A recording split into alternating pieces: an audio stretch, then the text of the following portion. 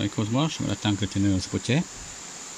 Ok lah, kali ni tiba masanya aku nak test kamera SJCAM aku ni dalam air lah.